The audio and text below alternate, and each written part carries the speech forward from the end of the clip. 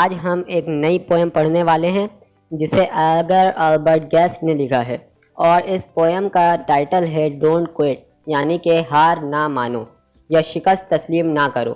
ये एक motivational poem है। इस पोएम में कोई कहानी नहीं है, कोई मजहबी बात नहीं है, बल्कि but actually we read in this poem a piece of motivation, जिसमें ये बताया जा रहा है कि कभी भी आप मुश्किलों की वजह से हार ना माने और कभी भी इंसान अपने मकसद से पीछे ना हटे, मुशक्क़त और मेहनत करता रहे, क्योंकि मंजिल एक दिन ज़रूर मिलनी है। So this is the actual theme of the poem. तो क्लास नहम में भी हमने एक पोएम पढ़ा था जिसका नाम था किंग ब्रूस, जिसमें यह था कि एक स्पाइडर यानी मकड़ी जो अपने घर से जाल से गिर जाता है, लेकिन बार बार वो उसमें चढ़ने की कोशिश करता रहता है और आखिरकार वो वहाँ तक पहुँच ही जाता है। तो इंसान के साथ भी बिल्कुल ऐसा ही होता है। बार बार मेहनत और मुशक्क़त के बाद इसको सक्सेस मिल ही जाती है, वो आखिर में इसके डेस्टिनेशन पॉइंट तक पहुँच ही जाता है। तो इस पोएम का थीम भी यही है कि you only loss when you give up. इसका मतलब है तुम हार जाते हो उस वक्त जब तुम किसी चीज़ को छोड़ देते हो। अगर हम किसी भी मकसद में डटे रहें, हमारी सोच इस बात पर कायम दाइम रहे, तो एंड में जीत हमारी होती है। अल्लामा इकबाल कहते हैं, गिरते हैं शह सवारे मैदान जंग में, वो तिफल ही क्या गिरे जो घुटनों के बल चले। तो जो शह सवार होता है, हॉर्स राइडर होता है, वही जंग में गिरता है और फिर दोबारा उठता है और लड़ना शुरू करता है। तो वो गिव अप नहीं करता है, क्योंकि गिरना उठने का आधा हिस्सा होता है। गिरता वही है जिसे उठना होता है।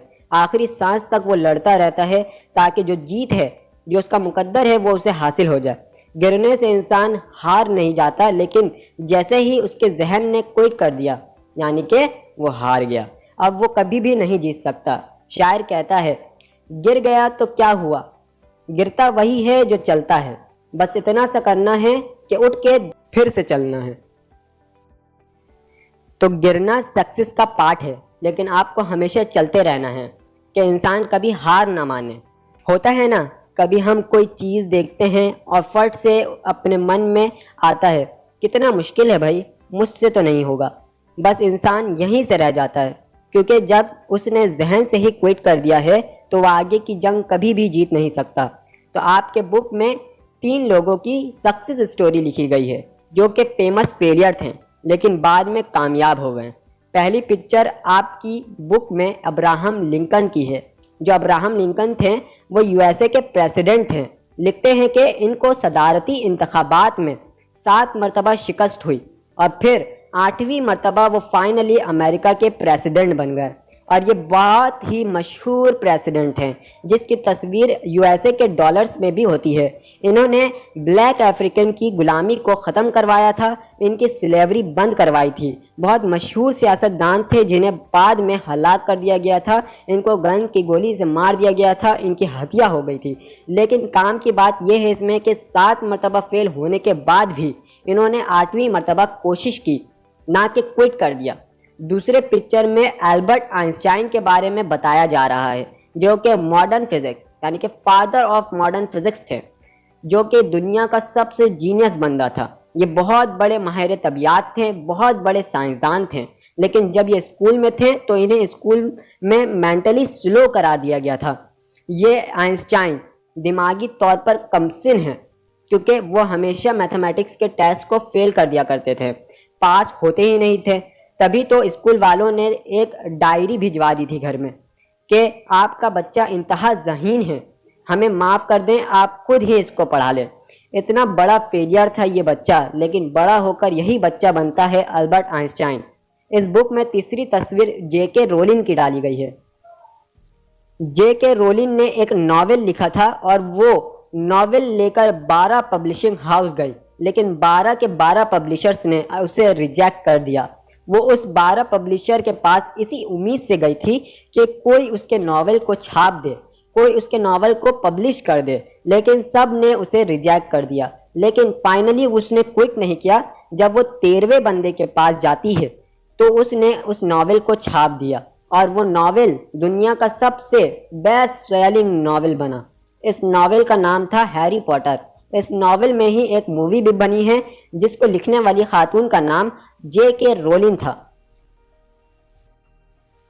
तो ये तो सिर्फ 3 एग्जाम्पल्स थी। दुनिया में आपको बहुत बड़े बड़े फेलियर मिलेंगे जिन्होंने बाद में कामयाबी हासिल की।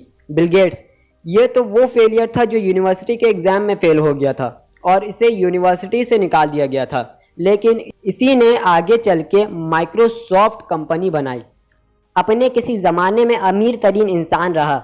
स्टीव जॉब्स एक यतीम इंसान था। इसके माँ बाप नहीं थे। वो गुर्बत की ज़िंदगी गुजारता था। घर के वेस्ट मटेरियल को सेल आउट करके खाने के लिए खुराक खरीदा करता था। दोस्तों के घर में ज़मीन पर सोता था। अपना घर भी नहीं था। कौन जानता था कि ये वो शख्स है जो बड़ा होकर एप्पल कंपनी का फाउंडर बनेगा। कंपनी, आईफोन की कंपनी। यही वो यतीम बंदा है जिसने आईफोन की कंपनी क्रिएट की। एक शख्स जिसे यूनिवर्सिटी से निकाल दिया गया था, जिसका नाम है मार्क जकरबर्ग। यही बंदा आगे चल के फेसबुक बनाता है और फेसबुक दुनिया की सबसे बड़ी वेबसाइट बनती है और वो वेबसाइट इतनी बड़ी हो जाती है कि व्हाट्सएप को खरीद लेती है। ये लोग बहुत बड़े बड़े फेलियर्स थे, लेकिन इन्होंने क्विट नहीं किया और इनको कामयाबी मिली। बहुत शख्स मिलेंगे जो कि फेलियर थे, लेकिन कभी कोशिश मेहनत नहीं छोड़ा, पीछे नहीं हटे और हार नहीं माना। एक शख्स इंडिया में जिसकी आवाज़ भारी थी, भोंदी थी, वो शख्स गया रेडियो में, तो उसे भारी आवाज़ की वजह से रेडियो स्टेशन से रिजेक्ट कर दिया गया। कहा कि तुम्हारी आवाज़ बहुत भोंदी है, तुम्हारे बस की बात नहीं है, ये तुम्हारी आवाज़ ठीक नहीं है। वही शख्स बड़े होकर बनता है अमिताभ बच्चन, जिसे रेडियो वालों ने कह दिया था कि कौन सुनेगा तुम्हारी आवाज़, और आज फिल्मों में पूरी दुनिया ने उसकी आवाज़ सुनी और आज भी लोग सुनते हैं। एक शख्स था इंडिया में जो कि चाय बेचता था। वो चाय बेचने वाला बंदा आगे जाकर नरेंद्र मोदी बनता है, द इंडियन प्रेसिडेंट। एक ऐसा शख्स जो मुंबई आया इंडिया में फिल्म में जाने के इरादे से, लेकिन किसी इंडस्ट्री ने इसे पास नहीं किया, इसे कास्ट नहीं किया। जेब से पैसे ख़त्म हो गए, दोस्त से उधार मांगी, कई दिनों तक रस्तों पर रखी चेयर पर सोया, कई रोल में ऑडिशन दिए, लेकिन उसे किसी ने कास्ट नहीं किया।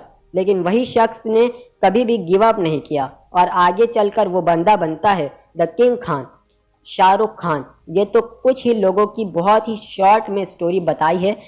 आप गूगल कर सकते हैं, कई फेलियर के बारे में सर्च कर सकते हैं जो कि शुरू में कामयाब नहीं थे। आपको मेहनत छोड़नी नहीं चाहिए। जिस दिन आप मेहनत छोड़ देते हो आप फेल हो जाते हो। फेलियर होना बुरी बात नहीं है, क्योंकि आनन फानन कामयाबी नहीं मिलती है। हर किसी को कामयाब होने में वक्त लगता है। तो इतने बड़े इंट्रोडक्शन के बाद हम इस पोयम को शुरू करते हैं। इस पोयम को राइमिंग कपलेट्स में लिखा गया है। राइमिंग कपलेट जिसके अशार के आखिरी के अल्फाज एक जैसे होते हैं, यानी कि हम आवाज़ अल्फाज होते हैं, जैसे कि will, hill, high, sigh, bet, क्वेट, ये आपस में राइम कर रहे हैं। Thomas Alva Edison, the greatest inventor of the world. आप जानते हैं कि electric bulb, he invented the electric bulb. ये भी एक कान से बहरा था। इसने कोशिश की थी कि कोई ऐसी चीज़ बनाए जिससे रोशनी हो, तो इसने बल्ब बनाने की कोशिश की। तो बल्ब में जो फिलामेंट्स उसने लगाए थे, तो उसने 100 तरह के फिलामेंट्स उसमें यूज़ किए।